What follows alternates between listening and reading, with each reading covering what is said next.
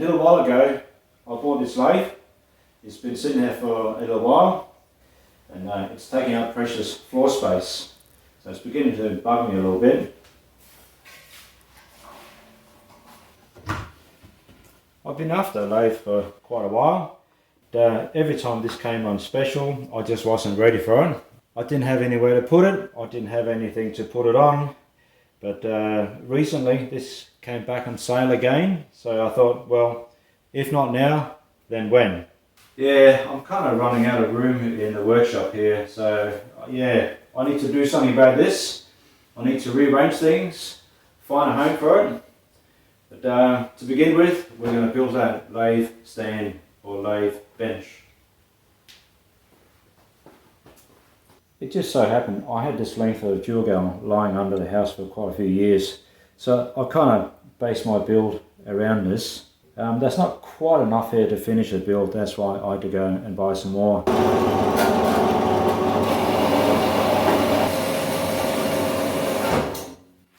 Oh, that took a while.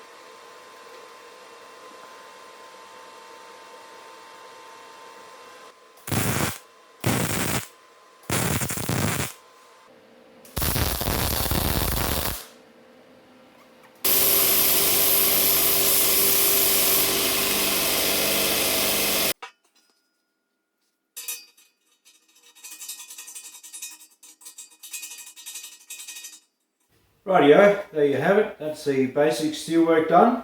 So if you ignore the painted steel and just focus on the Durgal, basically this bit here makes up what is essentially a spanning beam lathe stand or lathe bench.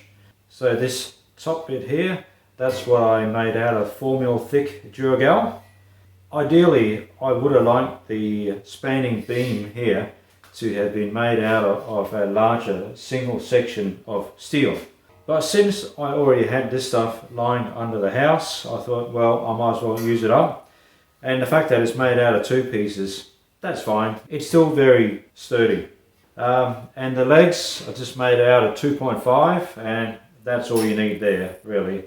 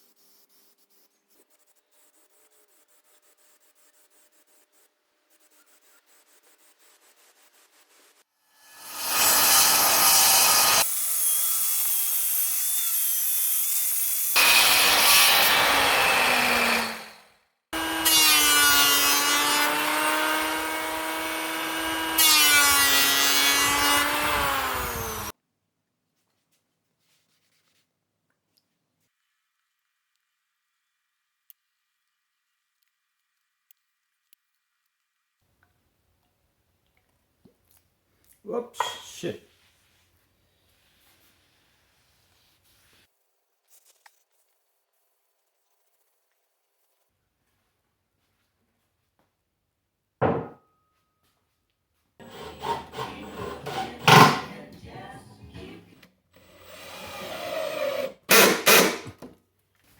That's the bench top on.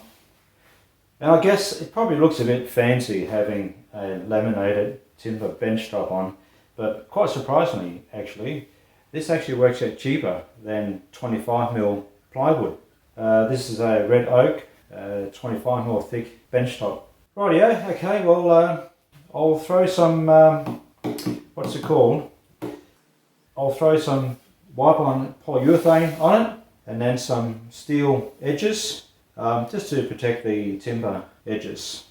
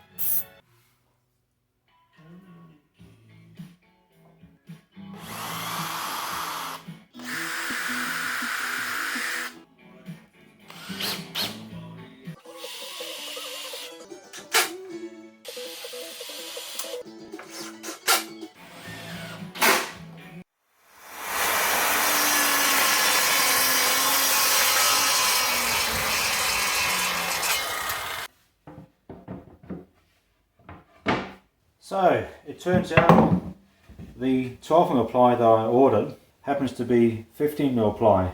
Geez, you know what? Sometimes it seems like good help is hard to come by these days.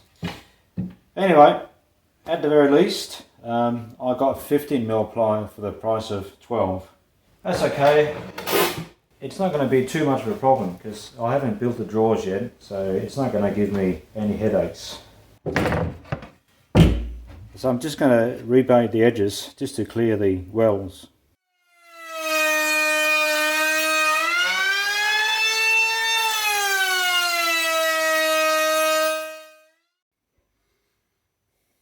I've got quite a lot of paint left over from other jobs and stuff, and I've been trying to use them because they're all starting to get a bit long in the tooth. Like you see, this tin here is beginning to rust.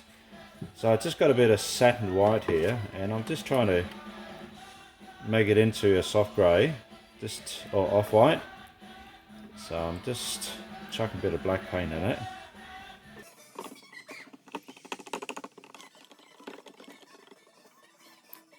I think that's about right.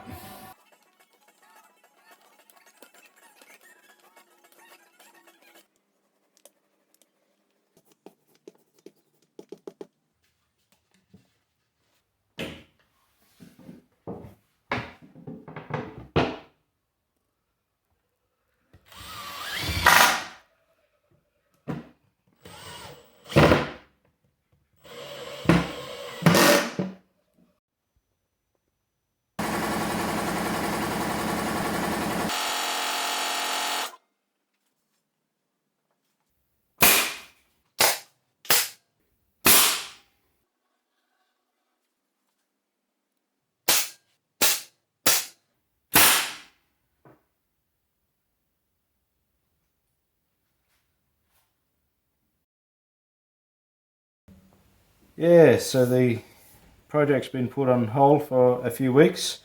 Oh look, I just wasn't happy with the cuts I was getting using the circular saw and a straight edge, and I mean, I've been putting up with it for quite a while, but yeah, it's I think I'm getting to a stage now where, look, it's it really isn't good enough, and not forgetting also that at times it's probably not the safest method. Yeah, so I did something I should have done a long time ago. I went and bought this table saw. It's not expensive, it's not fancy, it's a fairly simple, straightforward table saw. So I made these adjustable feet for the table saw legs. They just raise the height of the table to line up with my welding table, which in this case is now my outfeed table.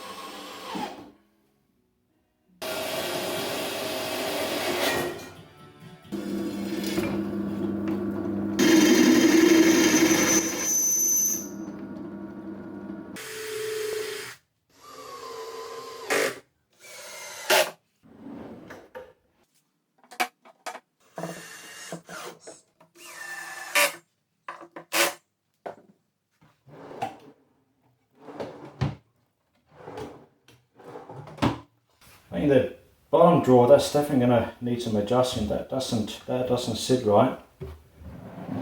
Alright, I'll have to fine tune the drawers a little bit and then I'll paint them, and yeah, I think we're almost done.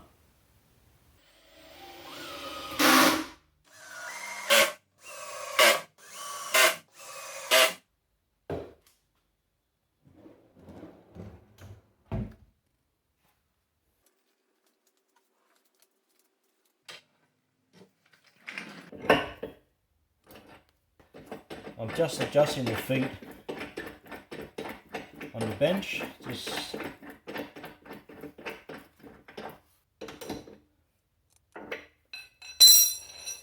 Well, here it is. It's finished at long last, and I've got to say I'm really happy with how it turned out. I ended up bolting it down with some 10mm threaded rod. So if you have a look up under the bench top here, it's actually bolted up through the spanning beam. Yeah, it's probably a bit hard to see, but you can just see the threaded rod and the nut there. It's not until you have a real close look that you realise that the drawer fronts aren't metal. They're actually made of timber. I think that turned out really well. And the handles are just made of angle iron. The hammer tone paint does a real good job here. Also, I ended up painting the drawers, and that's just in the hope that they'll be easier to keep clean. They won't quite get as grubby. And as you can see, I haven't really got much in the way of tooling. I've got a few bits and pieces to get me started. That'll do for now. But there's plenty of room for more, all in time. And this one here is the bottom drawer, and I made that extra deep so there's room for the bigger stuff. Probably one thing I will do is I'll make some drawer inserts with petitions or some form of separation. I'll probably just make them out of some thin plywood, but that's for a bit further down the track. For now, this will do. Oh, rightio, well I think that's it. That pretty much wraps this up. So hopefully this was useful to someone. Anyway guys, cheers, and thanks for watching. Hope to see you again.